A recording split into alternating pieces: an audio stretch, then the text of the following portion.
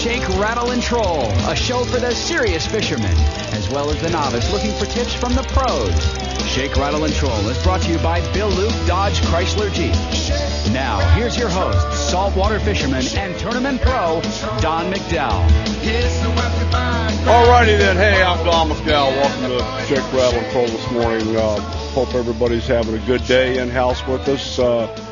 The new president of the Arizona Deer Association, John J. Colazar Jr. Ooh, good morning, Bass Daddy. I like the title. Mr. President. And special guest, James Brown. How? Not the James Brown, our James Brown from Fish Clipper. You got a new hat on, Westy Worms. Do Westy Worms, all kinds of stuff going on right now. I'm dabbling again. Yeah, you got your fingers in all kinds of pies. Yeah, I'm dabbling again. You got your finger in the Labina pie. What are you doing over there?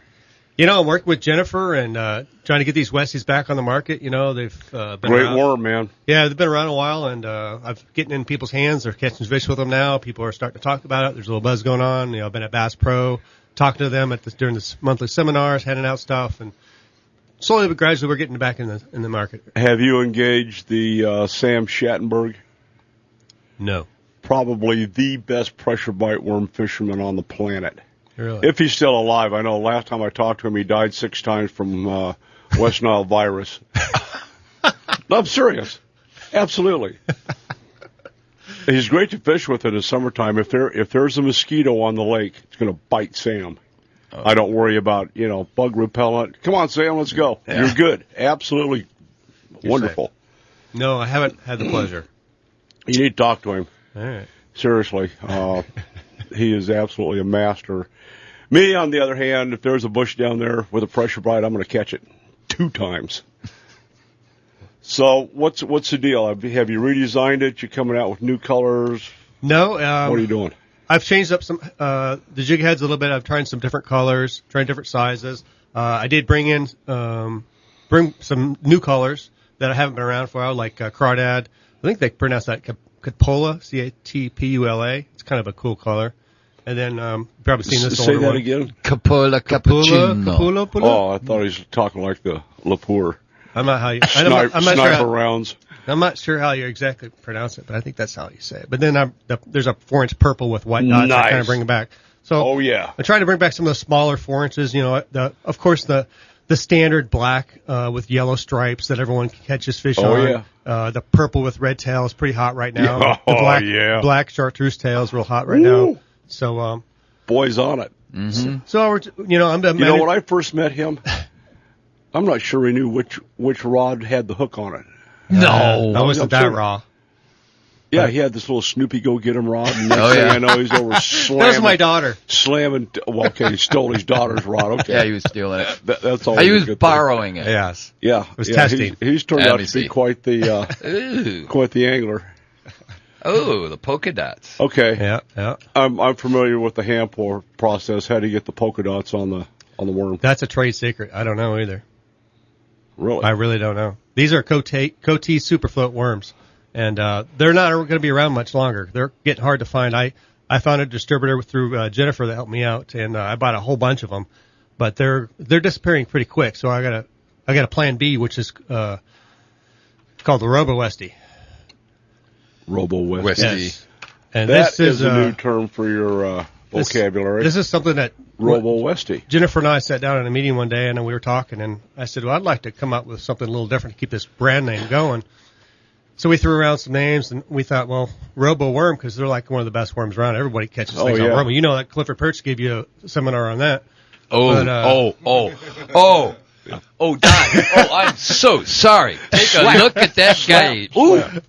You have been slit from stem to stern, boy. John, how are you doing today? Fine. By the way, it's public knowledge. It's on your website. Thanks.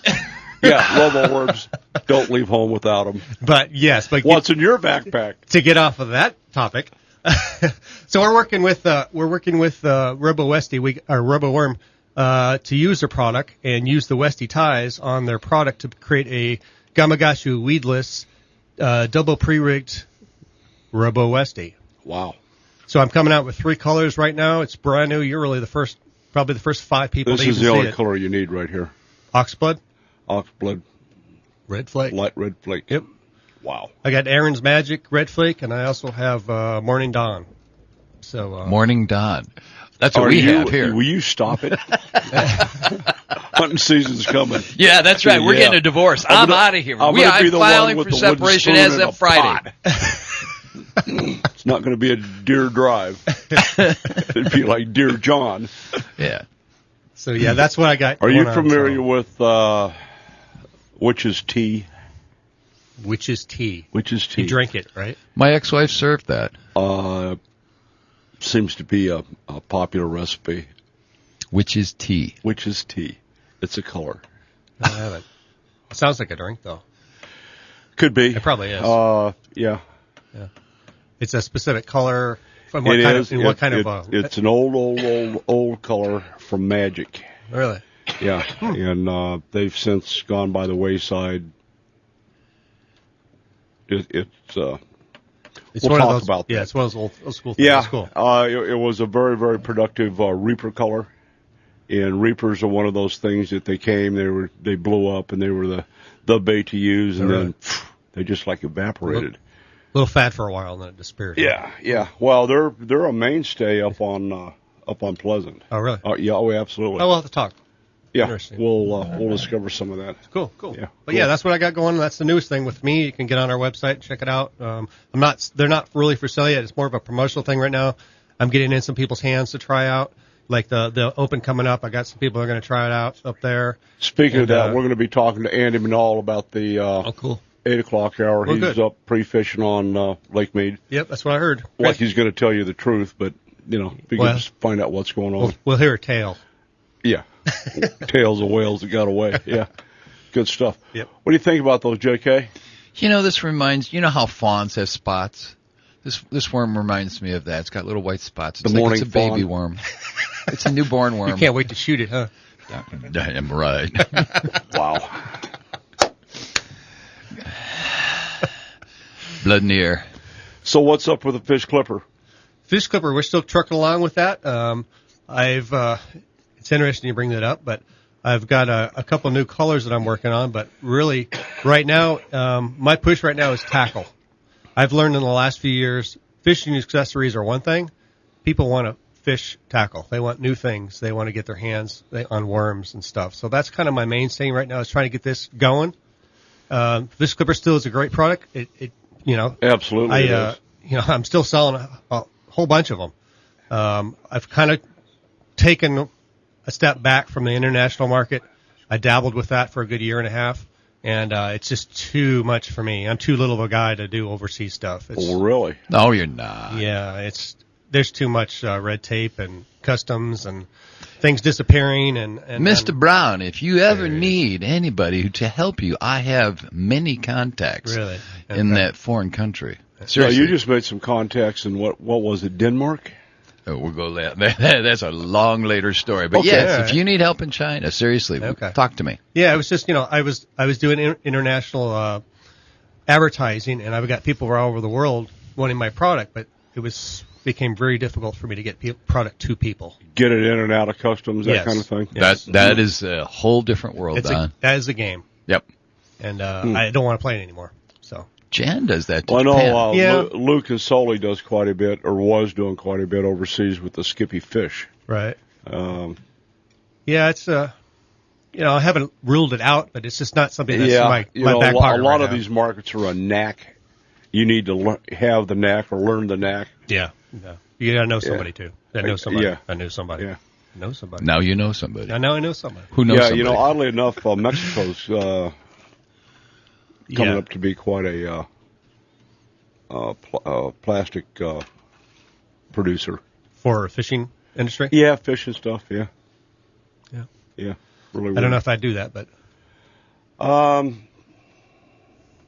It's just something else to learn, and, It is, yeah. I should focus right here in the States, that's easier to get anything around the States and in Canada. It's no problem. Yeah, so. Well, the good part about it, at least you can get your hands around somebody's throat if you have to. I guess so. Yeah. Yep. So to speak. Yeah, I hear you. As opposed to, dealing with, Nobody. The Slavic states over there, Russia, there's just some absolutely world-class fishing over there. And Hungary. Trout. Seriously? Yeah. Yeah, I had a gentleman in Russia, matter of fact, you said that I was conversing with for probably 8 months. And we came down to, that, we were going to do some custom imprinting on the fish clippers and stuff. Just didn't work out. All of a sudden, he just disappeared. In Russia, they tend to do. I just had orders disappear. I sent him like 400 or 500 fish clippers and stuff. He wanted custom colors. He wanted custom imprinting on them. He was really hot on them, and all of a sudden, it just kind of disappeared. So vanished. I don't know what happened. Perestroika. I don't even get emails back anymore. So maybe they went, you're done. Bam. Really? I don't know. Seems to be a lot of that going on. But have you been doing any more research on your deep sea clipper? No, I have not. It's still there. I still have it. I still have my patent pending on it. Other things came in that seemed to be more what I needed to do right now to get income and money in the Robo West is a great idea, James. It's a start. We'll see where it goes. I like the hat colors, by the way. Seriously. Yeah. This is a glow pink and hot gray. Yes. Pink. That's what I'm calling it. What are you calling it? I'm calling it pink, but I never really thought Jim Brown would be wearing a pink hat. It's not my James Brown would. Yeah. I didn't come up with the logo or the trademark, so the colors just came with it. I know, the hat belongs to your daughter along with the fishing rod, yeah. Yeah, right. I got it. Yeah. Let's see how this is going to work out. All right, we're going to step down and do some business for our sponsors. The 2014's Chrysler, Jeep, Dodgers, Rams are headed for I-17 and West Camelback Road. We'll be right back. In the night, she's a restless girl. All righty, we're back. Back in the Woolly Swamp. I know where that is. Oh, yeah, you've been there. Yeah, that's down at the Daiichi Hook plant. True Turn, Wetumpka, Alabama. That's exactly where it is. Jim, let's go through this process again. The heads that you have on these new Robo Westies, painted, color-coded, glow in the dark, with some glitter on them. Yeah, they're the Lucky Strike brand. Lucky Strike. Lucky Strike makes their own Gamakatsu jig head in different weights, and that's what I was using. Nice. And then I put on a Gamakatsu back hook, weedless, and put them in that way. EGWs. Yeah, it's a extra wide gap. Yeah, exactly. Right. Yep. Okay. And what test monofilament do you have between the hooks? It's 15 pound. 15 pound. Yeah, it's just like the Westies. It's the same. It's the same thing, same tie. That's why it's called the Robo Westie, because I have the Westie tie on there. But it's a lot different. Yeah. Well, it's good to see them coming back. I know a couple of Conquistador tried it. They do. They're a good. They're a great. They've got great products. But this is not a wired worm. It's got the motion of the old classic Westie classics. Nice. So, nice. And everyone likes the Robos. So yeah, extremely effective for summertime fishing. I think it'll be good. We'll just give it a whirl and see where it goes. Good stuff. Appreciate it. Okay. Have you been doing any saltwater fishing this year? No, I have not. No, you'd love to, but it's almost impossible to get over there. It's impossible for me to do anything to get away. Yeah. Yep. Getting slammed. Understand that one. We could do that 24-hour, like we did last time, but that was, that was a killer. That was a killer. Yeah. Well, the bite's still on. The one-day boats yesterday had 6 boats out, 143 anglers. They caught a total of 212 fish, which is about 1.48 fish per stick. 17 bluefins, 180 yellowtail, 15 Dorados, and then some of the stuff that's going on the multi-day trips. The penetrators up to 60 yellowfin, 37 bluefin, a Dorado on a 2-day. That's the second day of a 3-day trip. And let's see what else is going on. Who else is out? The Old Glory caught 76 yellows, 5 Dorado, and the producer's the producer's always a darn good bet. That's an awesome boat. 50 yellowtails and 4 Dorados on day one of their trip. So no bluefin. Yeah, the bluefin. Not for those guys. Let me see. Who was the Sea Adventure? Slugged it out one day of a 2-day, 25 yellows. They had 25 guys on board, so there's 25 yellows, 10 bluefin, up to 75 pounds, and 2 Dorado so far. Let's see who else. Old Glory, the producer. Malahini on the 3/4 day. Funfish. Yeah, and this is kind of odd. They actually hooked up a emboted Dorado out by the islands, which is it's a good sign. Doesn't happen all the time. 3/4 day? Yeah. Nice. Yeah, I like going out on the Malahini. It's just it's a trip. And have you been out? What did we go on? Yeah, we went on. Yeah, we went on. Yep. That's an old converted World War II PT boat. Oh, really? Yeah, it's got a hell of a history. It was commissioned right at the end of the war. I don't think it saw any actual battle in the Pacific. And then it got traded. There was a Lend-Lease program to Russia. Oh. And it went to Russia, and I think it was the... Lend-Lease during the Cold War? No, during the latter part of World War II. Oh, okay. So it got recommissioned UK 883 or whatever it was. I've got the whole history on it. And then when they returned it, it went to Washington State, became a yacht first. And then it was converted to a research vessel. Then it was converted to a commercial boat. Then it was converted to a sport boat 2 times. And it's been over in San Diego for as long as I can remember. What a history on a boat. It's been there my entire lifetime. And H&M Landing is actually the oldest sport dock on the West Coast. Really? Yeah, it's got a hell of a history. A couple years ago, they went through and renovated the whole area. Did a real nice job. New buildings, new concrete. I've been down there. They have that facility. Fish market store there, don't they? Oh, yeah. It's Point Loma Seafood Store. Yes, that's it. Yes. Yeah. Been there. Yeah.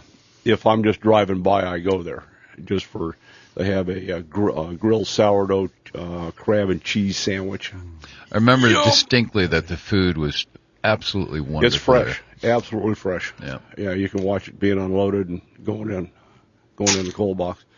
But it's all good, so there's still an opportunity to go over and slam some fish now.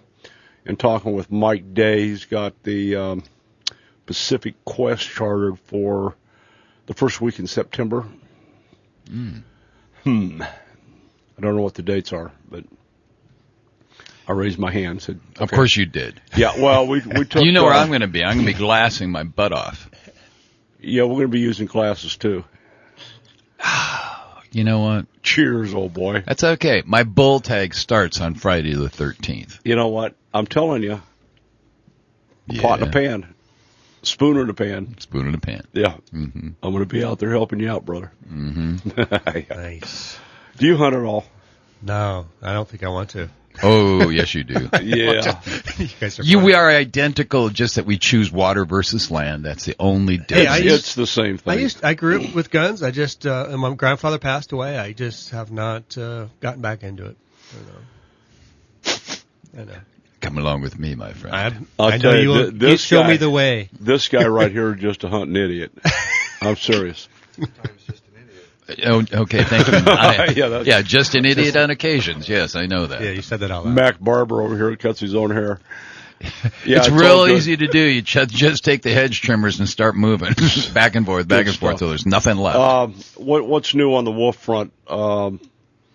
We've been sending emails out on Big Game Forever, bgf.org. You can actually get on there and send a letter to Congress in opposition to the wolves. It's fascinating. I know. I heard there was an extension of the September 11th deadline for comments. I haven't heard that. What did it get extended to? I don't know that. I haven't caught it. Do you know the why? Well, of course. The why is that there's a huge outcry amongst the CBD crew. You know, Kieran Suckling and company have a issue with the fact that the rest of the 48 states are being told that they can manage the gray wolves. Well, as it should be. You and I believe that. They, on the other hand, feel that we are nowhere close to being properly reintroduced, and they want them in every state in the union, or anywhere that a wolf was in the past. So they're trying to bring back basically 1,750. And they want grizzly bears back in Flagstaff? Well, I think that would be appropriate. At least there would be something there that would help that in Berkeley East crew. John, where are they on invasive species? They're not. They don't care? No, come on. If it doesn't shut down land, if it doesn't shut down our activities, there's really not much interest on. You know that. And if there's not a lawsuit available with funds under the Equal Access to Justice, they don't have. Right. I get it. What about the scientists that recently? There was a purging by Fish and Wildlife of 3 of the scientists, and there was such an outcry that they put them back on. They felt that they were being excluded because of their views. Don, I don't care who you are. If you watch any of the videos Ted on Turner that, boys? Yeah. Mr. Turner's crew is vested heavily in making sure that Mexican gray wolves stay around forever. Nice. All righty. All right. Having said that, I'm Don McDowell with Jim Brown, George Strait, and sometimes I'm just stunned. We'll Rapid right fire. Back. Yeah.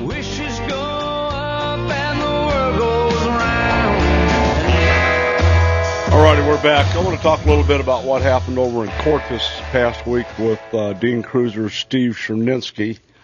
Earlier... you were in court again, weren't you, Dad? Yeah, but I was really quiet. I sat in the back with... I've watched you do that on occasion. Want to be quiet? And it reminds me it's always. rare. But it reminds me of like a mountain lion just kind of, you can see that little fidget they have going like this, and they're getting ready to pounce, buddy. and they hold and they hold and they hold. And it's like there's this air of anticipation, like this sucker is going to do something violent in any second. That's the way I watch Don when he's quiet. Again, he gets that little fidgety work going. So you held off the whole time. Well, I was pretty proud of Dean. He went up against the prosecuting attorney for the Gila County. Yeah, I think he's the attorney assistant. And Dean and Steve were cited inside the Roosevelt Marina for trespass criminal fishing. Criminal fishing. Yeah, well, yeah, they were in the alleyway between the docks. And flipping. Well, at the time, Dean wasn't fishing. I don't think either one of them were fishing. And there was an altercation with some of the patrons, members. Members only jackets are back in style. So that's a great term. Well, yeah, there was an argument, let's say, and Dean was accused of cursing and doing these things. And if anybody knows Dean Cruiser, that's not Dean. I'm sorry. He doesn't curse? I've known Dean for 15 or 18 years, however long it's been, and no, I've never seen that side of him. We've been in compromising. You've never seen the other side of me. That's the only side that's visible with me. English is my mother tongue, and 4-letter words happen to become part of my vocabulary at a very early age, in which they have never left. Wow. Early, that was pretty good. Yeah, man. I think he's been eating M&Ms or something. Ooh, it's been a good morning. I got 9 hours sleep, and look out, I'm here. But anyway, I think the whole thing came down. The citations from Gila County on this issue were in favor of the marina, quite frankly. And at the end of the day, Dean did create more than reasonable doubt. The alleyways are not marked by buoy. No, they're not. They are not marked on the docks. We can see the visual here. Your brother has it. Looks like a guitar from up. Yeah, we gave the Tano had issued a letter on the 26th of June that gave the Pensis Group the right to do this and that, and basically privatize and restrict the waters. That quickly was rescinded after Game and Fish had a chat with them. I don't think that was much of a chat. Well, since then they have rewritten the tournament rule regulation. When you get a permit, you now get a letter that says you're not going to fish within 100 feet of any of the hard asset docks, walkways. Who's the hard ass up there? Oh, the asset. I'm hard sorry. assets. Okay. Wow. Ting! Where's the gong? Need a gong in here. He's the one who said it first. About a ball peen hammer. So anyway, that's what the way it came down, and Dean represented himself, and quite frankly, I was concerned, having tried to represent myself before. What I found is I was representing a fool without having an attorney, and I figured they were going to get hammered over there. But when the facts came out, the judge got it. The DA didn't get it. The citing officer didn't get it. What concerned me about him is he doesn't have the vocabulary of anybody that's been through a boating safety course. He started talking about fingers, and the judge is going like, "What?" So the fingers in his mind are the docks and the slips. Oh, and he couldn't figure out what an alleyway was. So let's just say this is the arresting officer. Yeah, right? absolutely. So, by the way, was this a misdemeanor? This is a felony. A felony. Yeah. I have a question for you. You and I both know that in the tonneau, if you ever get a sheriff off-road, it's like a major victory. We have watched wanton destruction over the years where they refuse to get those big Crown Vic cruisers off of anything other than blacktop. How in the world did somebody con these guys to come onto a dock and get out of those? They have a boat. Really? They do lakes patrol over there. Tonneau doesn't do lake patrol. County does patrol, and once in a while, and I don't know the frequency, Game and Fish is out. Game and Fish actually has control of the waterways. Right. Not Tonneau. There are rules. There are state rules, county rules, all kinds of rules govern waterway behavior. Bottom line is, Dean and Steve Cherninsky were vindicated.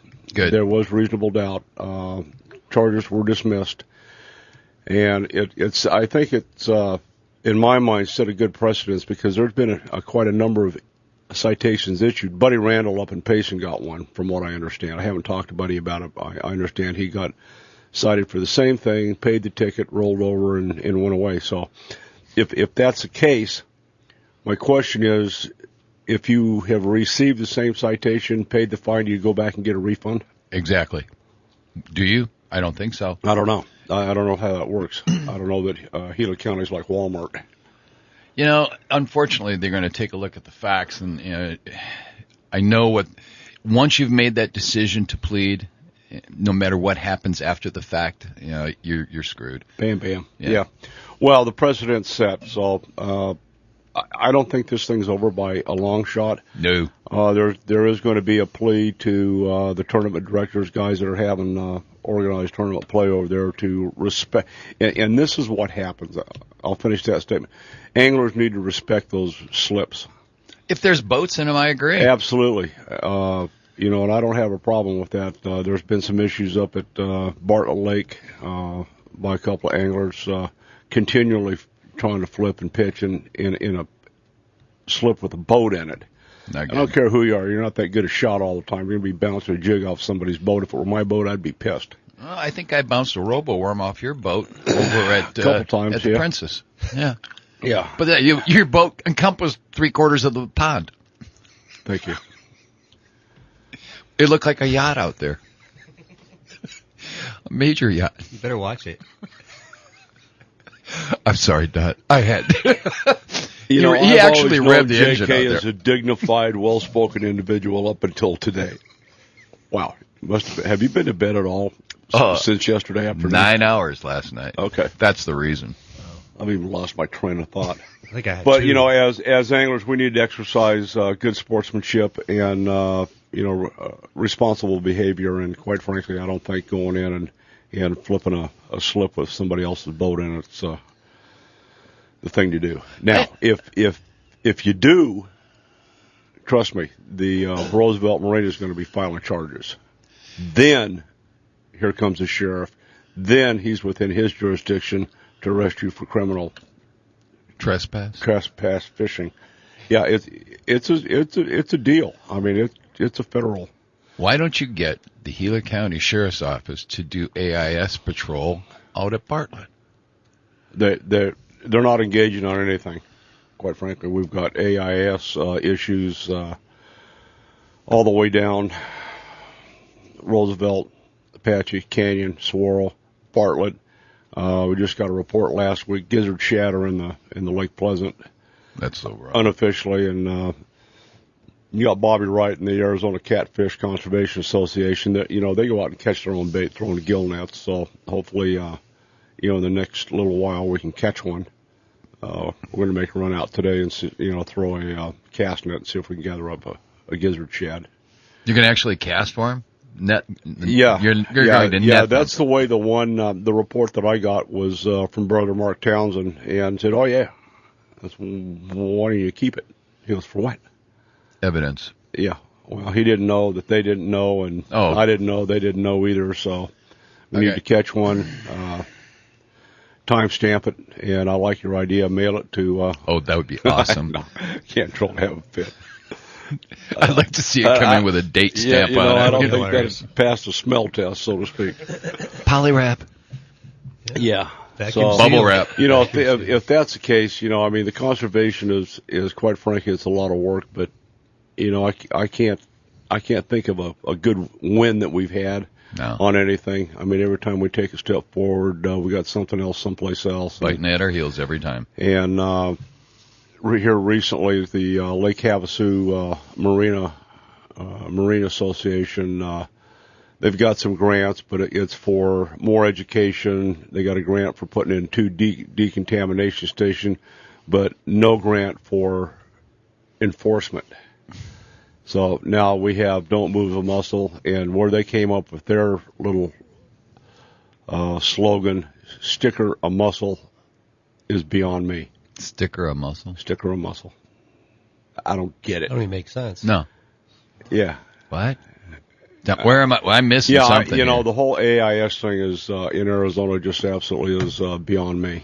So we're going up the hall to see what we can do to get this thing back into the hands of the LAs. Anyway, we're going to stand down, take a break. Thanks some of our sponsors. When we come back, we have 3 soldiers we need to talk about that paid the price for you last week. I'm Don McDowell with John Colazar. Jim Brown. Wow. Could be a long 2 hours. My ground won't be turned around. Hey, I'm Fred Rambanis. We're here with Ardent Reels, and I listen to Shake, Rattle, and Troll Radio every Sunday morning. All right, we got a little mellow music. You need to just chill out, okay? Yeah, dude.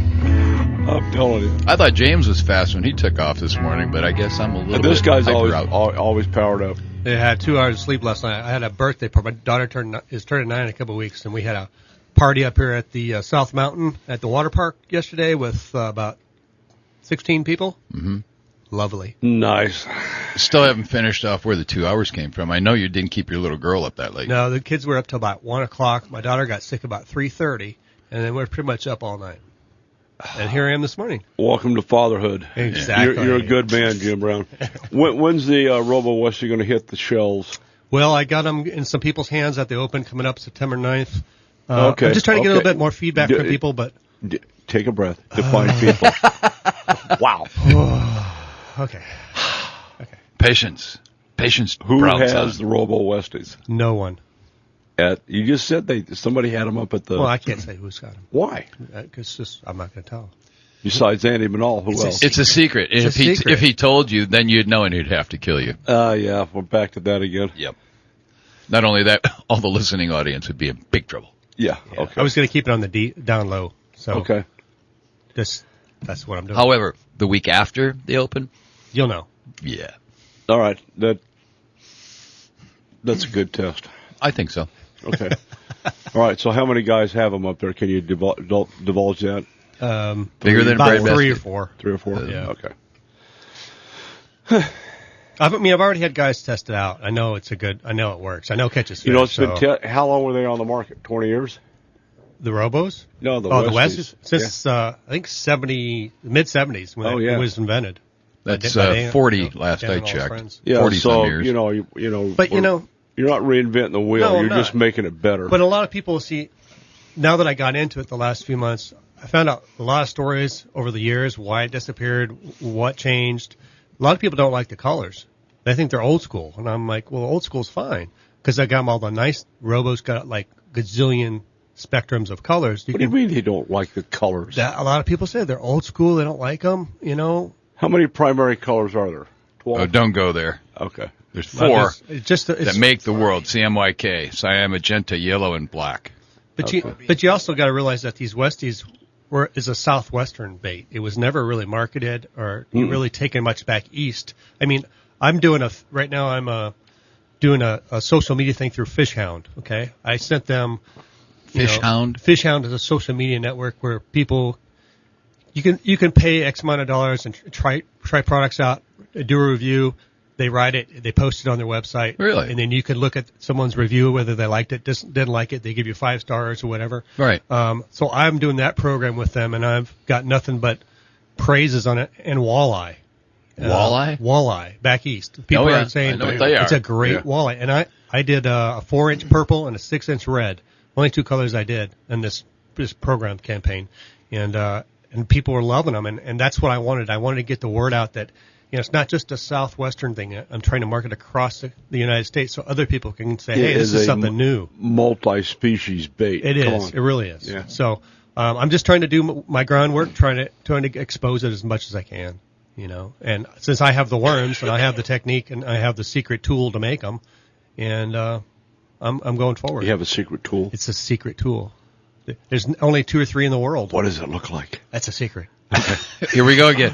Are we in a cycle today? Everything in fishing is a secret. It's a trade secret. If I told people or showed pictures of it, everybody would want to do it. Yeah. And it's not something everyone wants to do. My thumbs are sore from doing them hooks and the. Oh, I imagine. I mean, it's not easy stuff. Absolutely. But it's good though. I'm having fun. Well, when do you anticipate? Within a couple months, I think. Couple months by Christmas time. Yeah. Oh, definitely. I'm thinking by October easily. I have to produce these. I haven't. I'm still in the process of getting all the pieces and parts to make these. I'm ready to go once I can get these pieces all put together. Do you have an idea how many different colors you'll be coming out with? I'm coming out with 3 different colors right now. I got together with Robo Worm and asked them, what are your top 6 colors across the United States? I'm taking the top 3 that I like, and I'm going to market that accordingly, and then go from there. And it's only the 6-inch fat worm. It's not. They have a gazillion worms. What's easiest for me to assemble and wire in is the 6-inch because it gives me the fatness that I need to run the line through it and everything. Uh-huh. So, I could do it on crawdads and other things, but this is where I'm starting right here. So, got to start somewhere. Really? I didn't even thought about doing it with crawdads. I don't think I'd do it with a crawdad. Oh, it can be done. Why? Put the hooks right in the claws. Oh, in the claws. Yeah, deadly. Huh. I have to think about that. Don't think too long. I hate hearing gears turn. Grinding. Seriously. Yeah. See, that's how I think all night. I think all these things like this. Yeah. Yeah, what's become of our friend Chris Carlson and Fat Bass? Boy, He's been pretty quiet here lately. I don't know. I don't know. But I know he's got some great stuff. By the way, what's a fat worm? It's a style. That's just a Westie worm. Yeah. But the fat worm, it's just it's a thicker style. If you got on the Robo website, you'd see all the different. I mean, they got all kinds of. What's the diameter of that? Don't ask. In millimeters. I did not measure it. What? It's just fat. Got an engineer's It mind. looks like it's about 1/4 inch. Around? Yeah. Okay. Thank you. That's all you needed to know. It's a guess, but it's as opposed to 3/32. Well, I mean, we have all these little worms with all these different patterns and all these different sizes and all the different tails. I just wanted to know what a fat worm was. Yeah. Do they float? Yes, they do. Okay. They're pretty buoyant. Even with the second hook in it? Yes. Interesting. Yep. That's a lot of buoyancy. It is. The way they manufacture these is unbelievable. The air or however they really do it, because, see, they have a secret, too, about how they pour it at Robo. In the mold? Yeah, it's a secret. It's a trade secret. Pouring in the mold is a secret? Well, we put on the chemical balance and all that trade secret. Yeah, these recipes are all proprietary. Yeah. I mean, they're all similar, but, The scents, scientific scent down in Homosassa Springs, Florida. You send them a smell, they'll duplicate it. Or a taste. Nice. Absolutely. Don't look at me like that. No. All right. All righty, we're going to divert and go to roll call for August 18th. The soldiers we're going to talk about today were all killed in Patia province in Afghanistan in the same incident. The first one is Army Sergeant Jamar A. Hicks, died August 11th, 2013, serving during Operation Enduring Freedom. 22 years old of Little Rock, Arkansas. Was assigned to the 4th Battalion, 320th Field Artillery Regiment, 4th Brigade Combat Team of the famed 101st Airborne Division out of Fort Campbell, Kentucky. Yeah, all these guys died of wounds caused by indirect fire. John? Army Staff Sergeant Octavio Herrera died August 11, 2013, serving during Operation Enduring Freedom. He was 26 years old of Caldwell, Idaho, assigned to the 4th Battalion, 320th Field Artillery Regiment, 4th Brigade Combat Team, 101st Airborne Division out of Fort Campbell, Kentucky. Again, he died in Patia Province, Afghanistan from indirect fire. Army Specialist Keith E. Grace Jr. died August 11, 2013, serving during Operation Endurance Freedom. 26 of Bainton, Texas, assigned to the 4th Battalion, 320th Field Artillery Regiment, 1st Brigade Combat Team, 101st Airborne Division, Fort Campbell, Kentucky, died August 11th in Paquita, Providence, Afghanistan, of wounds caused by indirect fire. That's it this week. That doesn't cover the WIAs, the wounded in action, of which there were quite a few this week. We just don't have the stats on it. That's the price for your freedom this week. 3 laid it down so you can do what you're doing today. I'm Don McDowell. We'll be back.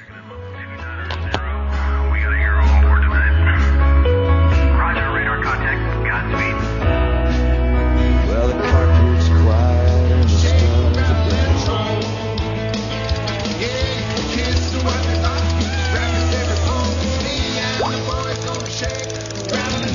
It's time for Shake, Rattle, and Troll, a show for the serious fisherman, as well as the novice looking for tips from the pros. Shake, Rattle, and Troll is brought to you by Bill Luke Dodge Chrysler Jeep. Now, here's your host, saltwater fisherman and tournament pro, Don McDowell. Hey, all righty, we're back with the second hour of Shake, Rattle, and Troll, and I'll apologize in advance for JK's behavior. I'm just absolutely stunned today. We have a special guest in here, Jim Brown from Fish Clipper, and Mac Haircuts over here with covering our the haircut. webmaster, getting the Shake, Rattle, and Troll website already up to date, and you can watch live on SRT.com. Right now, joining us from Lake Mead, Andy Manal from Labina Lures has got a live lake report. Andy, what's happening up there? Good morning, boys. Good morning. Thanks for having me on today. Yeah, we're hoping you're on fish today. What's the deal? I don't know if you can hear me or not. My signal's kind of cutting in and out, Don, but...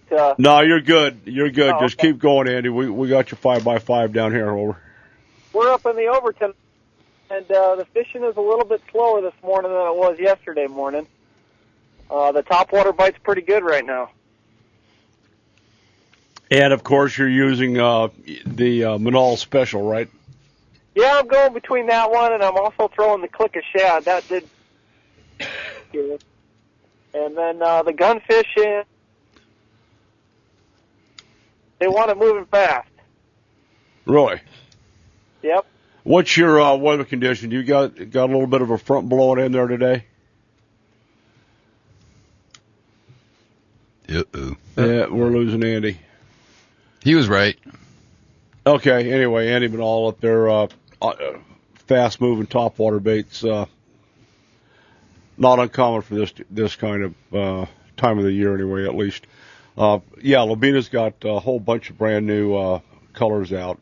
Are you involved in doing anything with the No. the papas? No, not at all. I just think they're great, though. They sure look good when we saw them They are pretty, aren't they? last Sunday. They're Yeah, pretty nice baits. color combos. You know, the sophistication from, if you go back 30 and 40 years, and the colors of lures to today, it's just stunning. Well, I think Jim kind of hit on something, I wanted to expand on while we're searching for Andy. You know, you're talking about guys wanting new colors. But it always ends up going back to basic. Your earth tones, That's right. And one of the, I think, most overlooked old colors that we have is red. Just a plain 4 or 6 inch straight tail, red. Do it. And purple. What do you think of that? Yeah, I get a lot of people I'm a big purple. fan of purple. We did some stuff with, this is going back to the turn of the century, with Rich Jones was doing hand pours, reapers, worms, did some crawdads, and we got to throwing at Lake Pleasant specifically. We'd throw red all day, very productive, and then about 6:15 or about the time the sun ball hit the mountain, you traded to purple. Makes sense. Bam. So we've got Andy. Okay. Yeah, okay, Andy. Go ahead with what you were talking about. Well, the weather was great yesterday and bluebird skies today, and tell you what, the U.S. Open is going to be a good tournament this year. You're going to need a good 12.5 to 13 pounds to stay in it every day. So have you got your game plan figured out yet, or are you still Exploratory. No, we're just poking around and doing a little fun fishing. Definitely, we'll just take this with a grain of salt these 2 days up here, but we're just having fun and catching a lot of fish. Yeah, it takes a while to get your head into it. In your mind, who's your biggest competition besides yourself?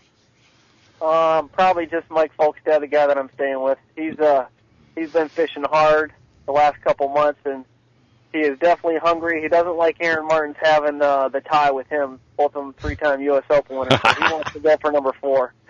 Oh, really? Has Ricky Clunch shown up yet? No, he'll be showing up probably the 30th or the 31st. He's going to stay on a houseboat right next to us down there at Colville. So, man, that's like going up against all the heavy-duty artillery right there. Do they have pre-fishers out there for them? Some of these guys, do they have crews that go out and do the fishing for them to see where their bites are? No, I don't think so. I don't think we have any of that here, but I know they do back east. they just there's a lot of that going on back east. But no, Rick Clunn usually takes about 9 or 10 days of practice up here. Folkstad, he's about 7 or 8. I do about 4 or 5. So you just got to. That's a big body of water to cover. You gotta have a lot of days to fish this event. How's the water level? The water level is about down 10 feet from last year. Okay. That's a lot of water. Not a lot of trees in the water anymore. It's back to what it normally looks like. That flood brush is gone. Well, Andy, keep in touch with us. You guys are embroiled in one of the most high-profile, heaviest competitor level that we have out here in the West, and it's wow. Oh, I'm looking forward to it. I was telling my buddy the other day, we got 13 guys coming from the Bassmaster Elite Series to fish our event, and 13 out of 100. That's pretty good. Except some of those guys coming back here and supporting us. Well, that's like fishing with a bag of rattlesnakes. Any one of them can jump out and pop you anytime. Yep. You just need that kicker fish on Lake Mead. You can go get your bag of 2-pounders every day, but you definitely need that 4-pound kicker to be up in the game. Yeah, Andy, don't give any secrets away, but how far are you planning on running? I'm going to do a lot of running this year. I'm going to be a little bit more aggressive. I'm going to keep the top water in my hand a little later this year. Last year, I think I put it down about 8:30, but I think I'm going to stick with it till about 10 or 11 this year. So I'm going to cover a lot more water than I did last year, for sure. Cool. All right, well, if there's anything we can do for you besides rooting for you, let us know. Oh, appreciate it, Don, and thanks to everybody for having me on today. And check out my website, andymanal.com, and my title sponsor, Labina Lures, home of the Rico. You got Thanks, it, big Don. boy. Okay, that's the snap of himself, as Chris Ritchie would say. We're wishing Andy Manal good luck. He's a good competitor, a good sport, and should show pretty well up there at the Open. But man, I'll tell you, Andy's right. You got some of the those are big names. Yeah, but the thing of it is, John, everybody's beatable. Oh yeah. I don't care who you are. We go fish up to Roosevelt with perch, and that's always scary. Oh yeah. It is. But John Murray and these guys, we all have good days, we all have bad days, and things aren't necessarily as consistent as we'd like them to be. But this time of the year on Lake Mead, you can pretty much fish your strength. But I think Andy's kind of hit the hammer, or the nail with the hammer. The topwater bite consistently this time of year is a good bet. Yeah. A good bet. Because these last year the fish were hanging around in wolf packs, and they're not all 1.5, 2 pound fish. There's some 3s and 4s in these wolf packs up there, and they feed all during the day. And if you're not using your topwater bait, you're not going to entice them, because they're out looking for surface or subsurface, just below the surface, chasing shad and forage fish. And if you're fishing on the bottom in 25 feet of water, not paying attention, you're not going to catch them. Any advice on your end? Use your robo. I wish I could go fish it. It'd be a blast. Nothing stopping you except for $5,000. Go. Yeah, in a boat. And Talent, $5,000. little talent. Wish I had Details. a pirate boat. things. Yeah. Oh, I remember that song. Yeah, well, Dwayne's coming back.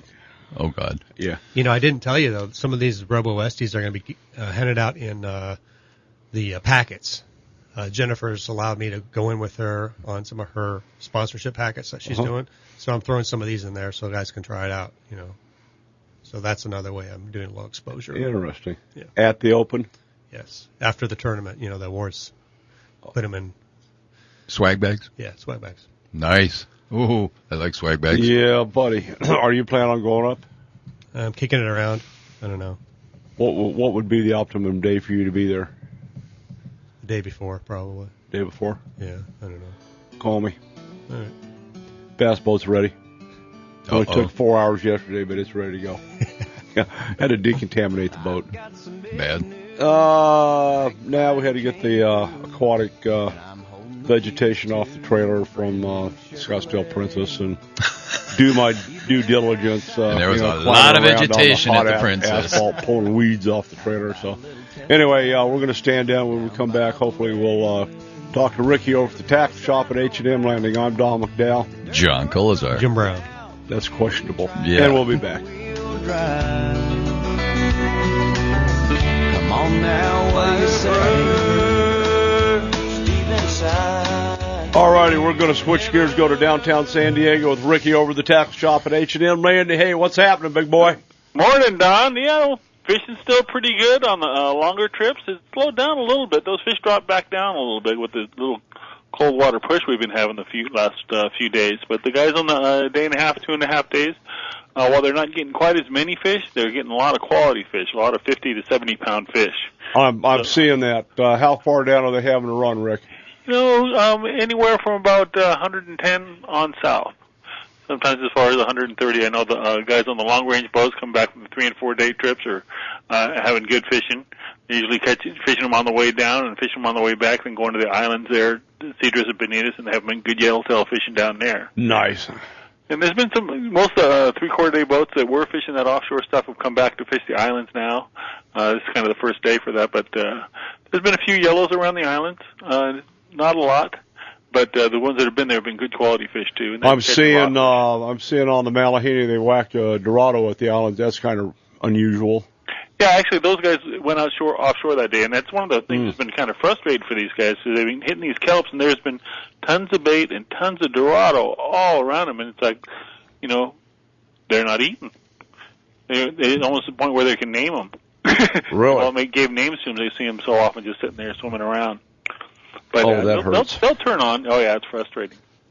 They'll turn on. What kind of atmospheric activity have you had? Did a front move in? You got low pressure, high pressure, or is it stable? There's a little not a storm, but like an eddy up north of us. It's kind of bringing down some of that cold water from up north. Okay. And it's much cooler here too. You know, it's like about 68 degrees right now, overcast, really almost jacket and sweater type weather. Yeah, we're facing which is unusual for August.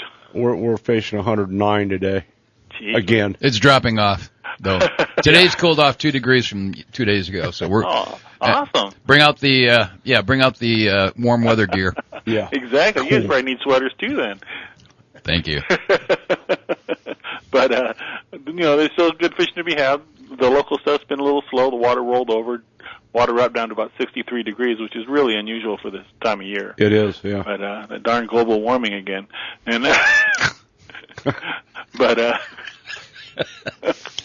nonetheless, there's still good opportunities to be had out here. And this stuff's going to change around. We're going to get, as soon as this eddy goes away, that warm water is going to start pushing up again, and we'll start getting that yellowfin to start coming up, and that'll finish up the rest of the year really well. Yeah, how long do you, at this point, I know it's hard to make a diagnosis, but are we going to be fishing into October? I would think so. We'll get that warm water fish come up as soon as this late August, early September, the heat really starts to pack on like it always does every year, and it'll warm everything up and get those fish moving up again.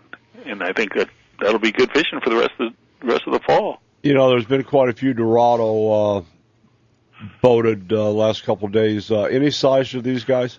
They're nice fish. They're not the jumbo 50-pound fish yet, but a lot of 15 to 20-pound fish. Man, that's good table fare. Yikes. Oh yeah, yummy stuff and good quality. Yeah. It's been everybody who goes, everybody's smiling, so that's the thing that counts. Absolutely it is. Good stuff. All right, we're going to bid you a happy day and a good week, and we'll talk to you next time.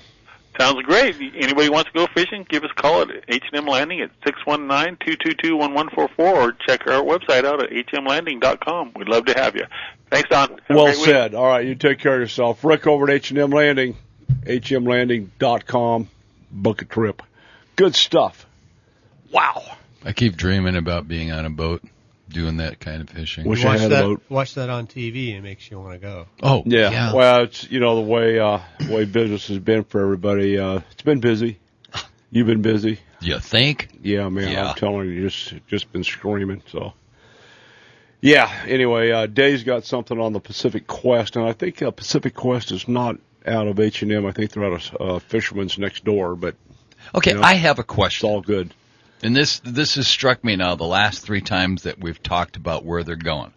They're going down to south 110 miles. Uh-huh. Okay? My question is, why don't they have a dock somewhere in Mexico where we could drive to, and then it would be a 3-hour trip out, would be into the fish, come back, do. You can drive to Ensenada, take stuff out of Ensenada.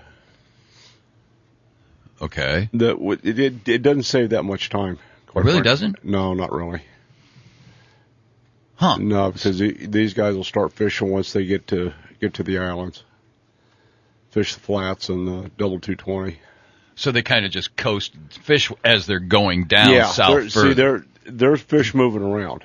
Yeah. It's a matter of finding them. They're up. They've been as close as 60, 80 miles this year. Now they've slid back down to 110. But you don't know what's in between. Okay. So and they do fish in between. Well, these sport boats are like big bass boats. They've got radar, sonar, and that stuff's going all the time. And unlike the bass guys, they're telling each other what they did yesterday, and the bulk of the time they're telling them the truth. So if this guy's on fish, because it's a little bit different. We don't want Jim to know where I caught my fish. I never want either one of you to know where I caught a fish. It's a secret. I'm not telling you about what I used. If I do, I used a white crankbait when in reality I was using a chartreuse. Yeah, chartreuse buzzbait, right? Whatever.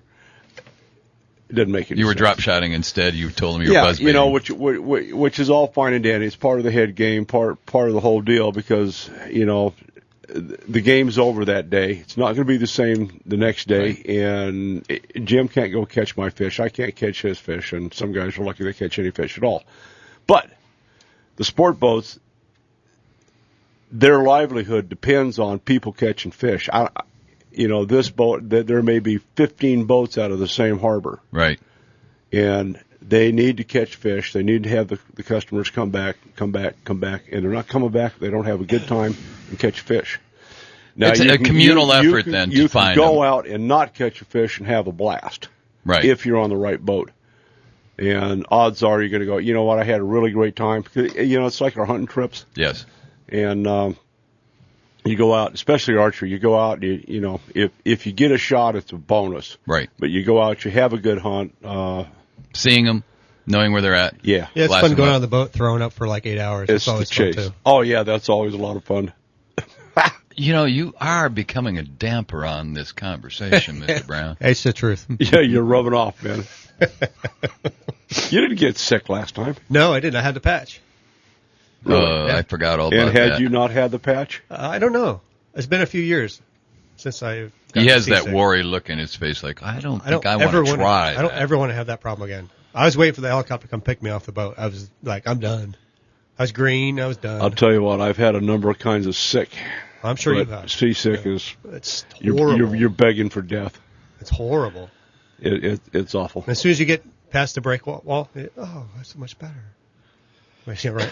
You're almost there. You're almost back into port. Where'd you have your problem? I was out Half Moon Bay area. We went fishing out at Half Moon Bay. Oh. And it was chop horrible. Yeah, but I didn't know any better. I thought, I can go. I'm a tough guy. Yeah, the ground swells on a heavy overcast day, and what you really have to pay attention to is where you are on the fantail. If the wind is blowing the diesel fumes back on the boat, you're in trouble. Ooh, yeah.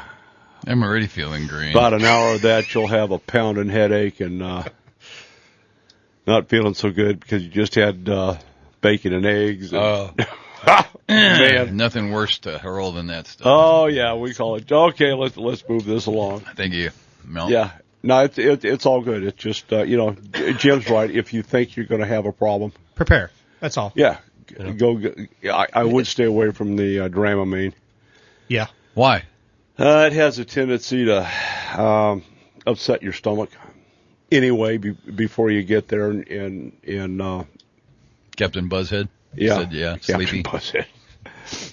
It'll make you drowsy, and that's no place to be drowsy or stumbling around. You're going to stumble anyway, but it's going to be stumbling against your will. Yeah, you got to watch out for the people that are drinking too much because they're definitely stumbling. Yeah. There's not too much of that anymore. I would hope not. Back in the day, that was a drinking trip with occasional line in the water. Yeah, a lot of them, absolutely. Party when they get there, party when you get on the boat, party on the way out to the fishing grounds, and then you're done at daylight. Yeah, you're a little bit dumb-faced too. Oh yeah. You just stand there and slug it out with a 50, 60-pound fish. Not happening. No. So, back in the day, there was a lot of hook and handing going on. So, I like that part anyway. So, anything that has a big, a barbed hook, sharp barb. I don't want it going in any part of my body. It's all good. No, the boats are pretty good. You start acting up on the boat, the deckhand's going to come down and tell you one time, if you don't quit it, you're going to be dealing with the captain, because again, they want everybody to have a good time, and they don't need a bunch of drunks on board. They need people catching fish, and that's a responsible thing to do. So, fish responsibly. I agree. Nice. All righty, we're going to stand down when we come back. James Guggenauer on the Rim Country Fishing Report, brought to you by Rim Country Custom Rods, and I'm sure we're going to have some discussion from the Cruiser Files. I'm Don McDowell with John Colazar, Jim Fishhooker, and we'll be back. That stood the test of time. I swear that's a fact. All righty, we're back with our master rod builder, fresh from Canada at the Dunkerbee Lodge. James, what's happening? Hey, good morning, Don. How you doing today? I'm still slobbering over this picture of this Tai fish that you caught. Oh, man. Yeah, we actually had a salmon dinner last night. It was very good. Absolutely. How'd you get your fish back, James? Right at the Dunkerbee Lodge, they have a freezer right on the dock. So literally, as soon as the pictures are over, they fillet the fish, vacuum seal them, and freeze them right there. And on the day you leave, they put them in wax boxes. They're frozen solid. And when you fly back to Vancouver, the hotel has a freezer, and then there's also a air-conditioned room on the airplane that they put them on the way down. We brought those fish all the way back to Payson, and they were as hard as a rock when we opened the boxes here. That's astounding. Nice. Technology, baby. Yeah, buddy. Yeah. All right, so what's on the fishing report today? Hey, let me start with a couple of updates. I mean, what a great time for bass fishing. All the major cups this weekend, of course, is the Forest Wood Cup that's going on. Today's the final day of that championship. Ryan Thrift is leading it by half a pound. FLWOutdoors.com. You can follow the weigh-ins there. There's the Bassmaster All-Star Tournament that's coming up. You can go vote for your 4 favorite All-Stars to fish in the Bassmaster All-Star Tournament. And, of course, in Arizona, the 4 favorites would be Clifford Perch, John Murray, Josh Bertrand, and Dean Rojo. So you can go to promotions.bassmaster.com to vote for those guys. And, we're coming up quickly on the Bassmaster Classic, but the next tournament is on the St. Clair, Detroit River. Oh, hometown for me. That I've fished many times on Lake St. Clair. That's coming up this week. In fact, here's a part of fishing that a lot of guys don't know. All 4 of those anglers from Arizona that were fishing the St. Lawrence last weekend, they just stay back there because it's more economical to come back to Arizona. Oh, sure. Those guys have been on the road, and I'm sure they'll be pre-fishing St. Clair this week, getting ready for the tournament. The fishing report for Roosevelt. Roosevelt actually dropped 1% between yesterday and today. We're down to 44% full. The Salt River's flowing at about 400 cubic feet per second, which is about its average rate for this time of year. And the Tarno Creek is just slightly flowing. However, we haven't had any new monsoons, so those flows are slowing down, and because of the downstream need for water, the lake continues to fall, but slightly. So we're hoping for some more monsoon rain to keep the lake as full as it can be. The water temperature of the lake is in the mid-80s in the morning and increasing to the high 80s in the afternoon. I had the opportunity to fish this last week, and a great day out there. The ambient temperature is good. The water temperature is good. It's one of those deals for guys that have fished Roosevelt. You can see down in the water about 3 feet, but after about 3 feet, it's really stained badly. So I'm not quite sure why that's getting turned up like that, but if you go up there and you're fishing some areas, you'll know what I'm talking about. Now, the fishing reports this past week were mixed. Some anglers reported a good reaction bite with lots of action, while others reported having to downsize baits and fish very slowly. So what I'm telling people this weekend is if you like the action bait, you probably want to go with the Reaction Innovation Skinny Dipper, they call it. And the one I was using was the white with the violet flakes on it. And that was catching some good fish. Also, the Rico was working just before the sun come up. Actually, at daylight, when I could first see, I was fishing the Reaction Innovation, and that was working. As soon as the sun peaked over the mountain, I threw on the Rico, caught a couple with that, but it only lasts until the sun gets above the mountains, and for some reason that just shuts down. And then the guys that were fishing more methodically in 20 to 30 feet of water, they're using 6-inch robo worms on a drop shot in a camo color or a 4-inch purple worm. And the guy said the harder it gets to catch fish, go to the 4-inch purple worm, and they said that they were doing better with that. Jim, were those straight tails for the most part, or curly tail? Straight tails on both of those. Okay. Because you're drop shotting there with a robo worm. So, okay. But I was interested in that purple color because I know Don likes fishing that, and I don't know why, but because I traditionally fish green colors at Roosevelt Lake like a lot of other anglers do. But it seems like this purple color recently is getting more popular. Hey, the crappie bite was called fair this past week.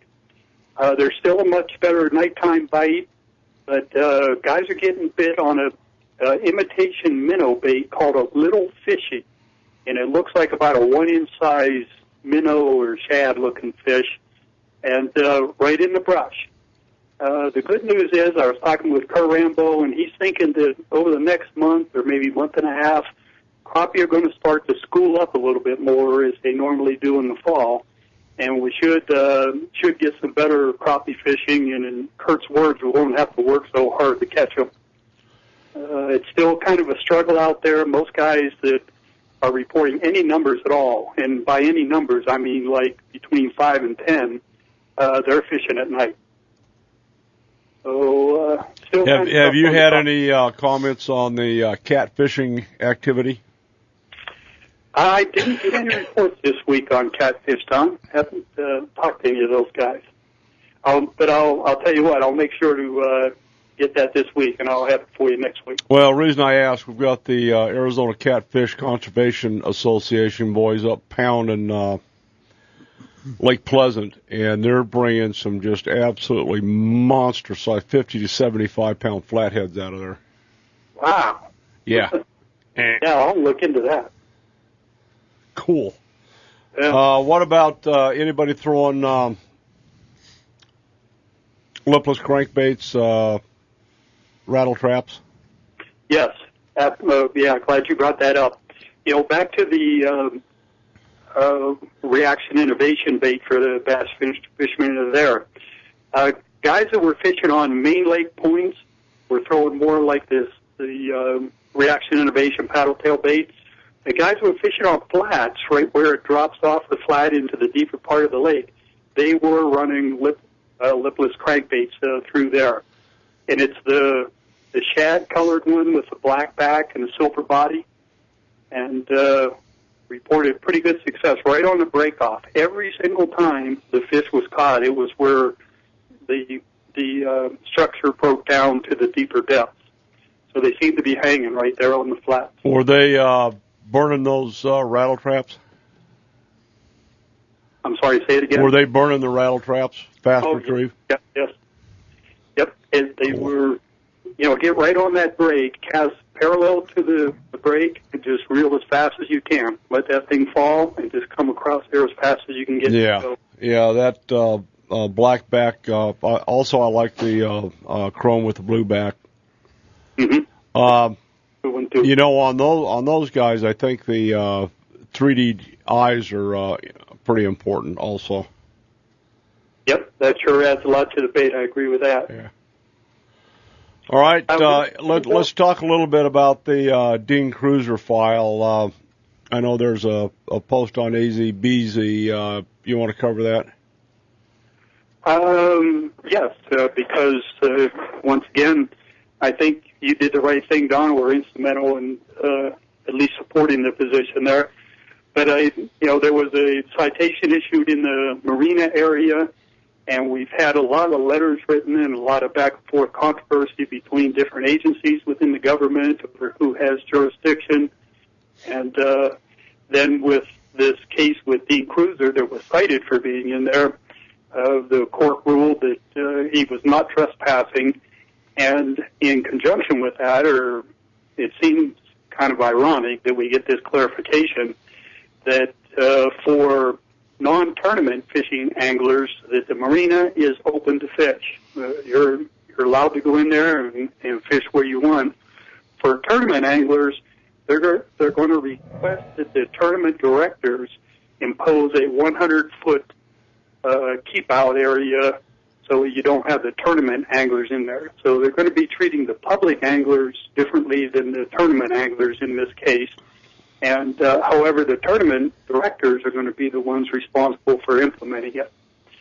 So it sounds like the rules have actually been relaxed a little bit more for the public to fish in there, and we'll rely on the tournament anglers.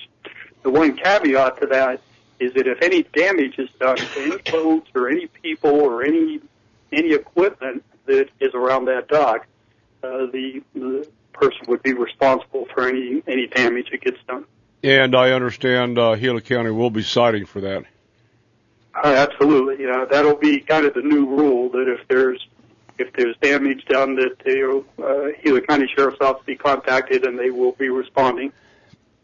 Have you heard anything about doing a unilateral rule change so that we get everything on the Tonto Basin or Tonto National Forest under the same rule? This lake, that lake. Here's the rules for all the lakes, or is it going to continue to be separate little kingdoms again?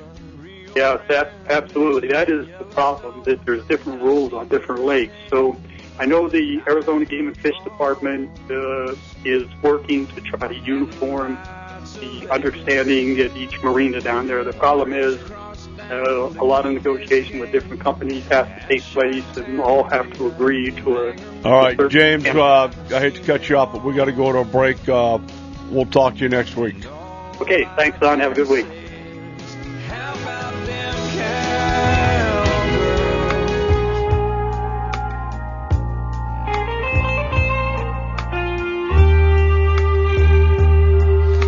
All right, we're back. About ready to get this thing wrapped up and go look for a gizzard shad today. Woohoo! I still say we need to find a recipe that makes them palatable. I do. I have. I will forward you any number of 1,851 different recipes for the gizzard shad. It's actually a member of the herring family. Cream Yeah, herring, cream shad. Your kind.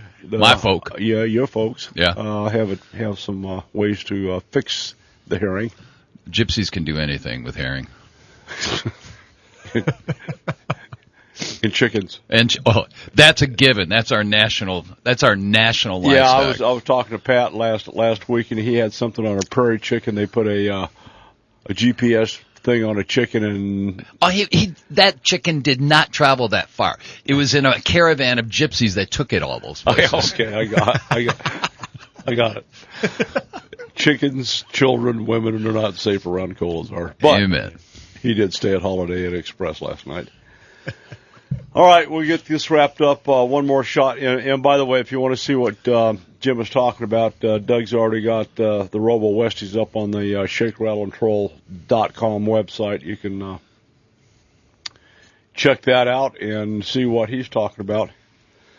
You want to cover it up one more time?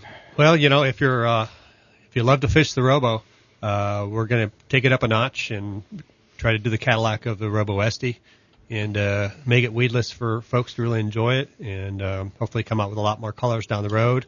All right, wait a minute. All right, now, knowing the Westies like I do. Uh-oh, he's peeling the box. No. Okay, you said weedless. Okay, so what you're doing then is you're taking the Gamakatsu EGWs and you're doing a skin hook. That's correct. Nice. That's correct. That I can fish with and not catch a bush. The only drawback people say is, robo worms are soft, but they have that new tape out. I haven't fished it yet. A what? The tape that you can put on, it's called, Andy uses it. No slip tape or something. You put it around your bait in the head. You seen that? What? Yeah, it's never slipped. Okay, help me out. No, I'm not familiar with that particular technique. Well, it's something new on the market.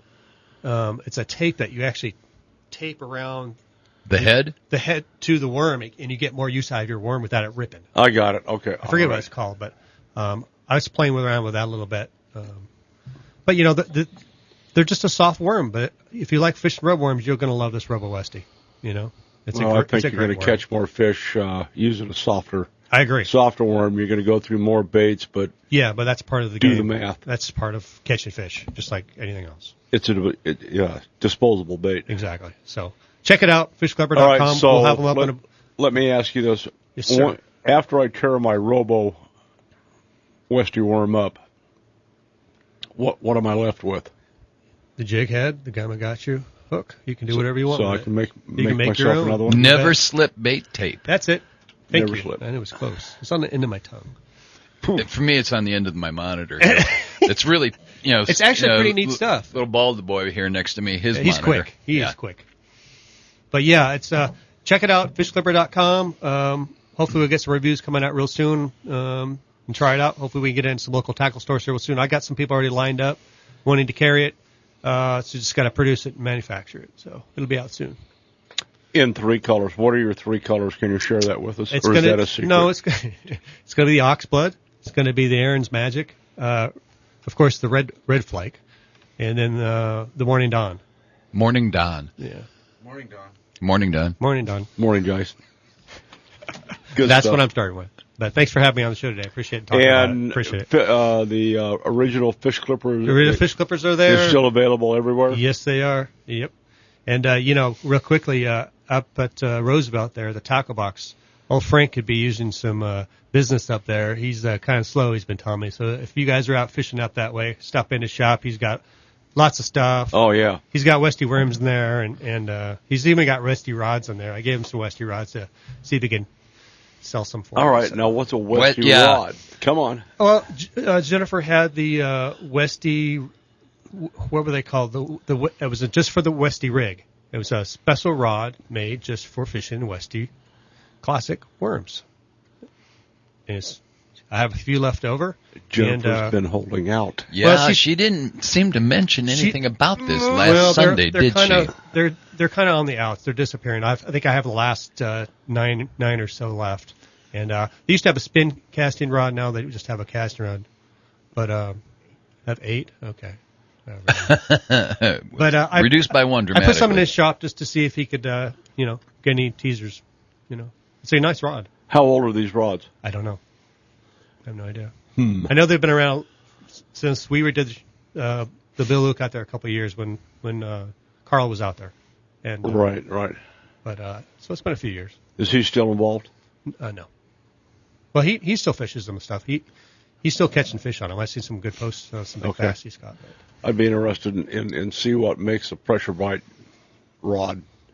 I'll show you one. Extra sensitive. It's very sensitive. Yeah, it's a nice rod. I'm a sensitive guy.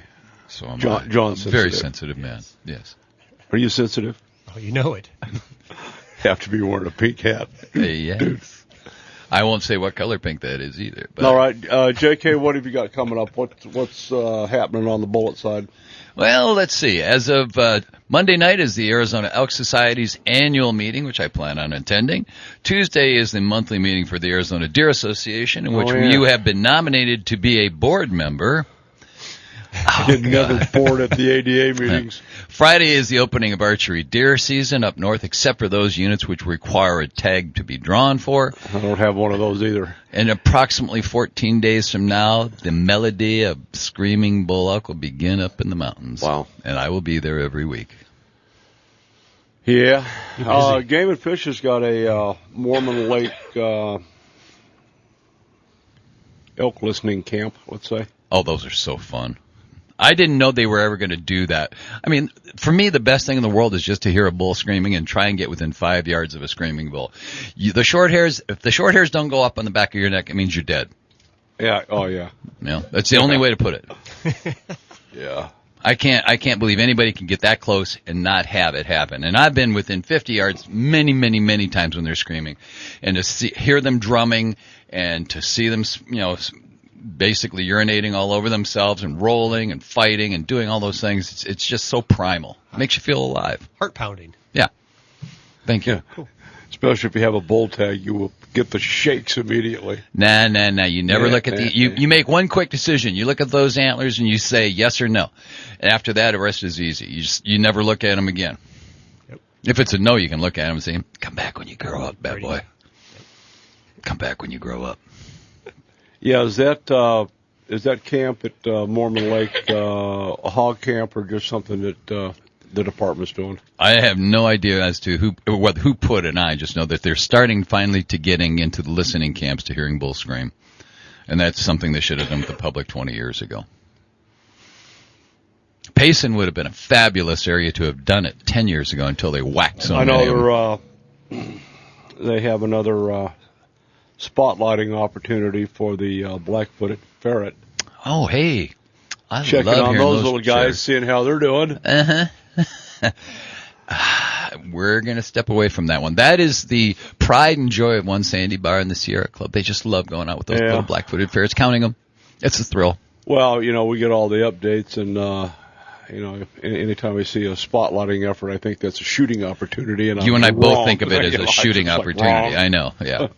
Nighttime predator hunting. Oh, no, black-footed ferret isn't. Well, it kind of is a predator, but. Well, going to some of these conservation workshops and what have you, the black-tailed prairie dog through the Grasslands Act and all these things, I'm just stunned because prairie dogs used to be targets of opportunity. Well, they still are to Jack Husted.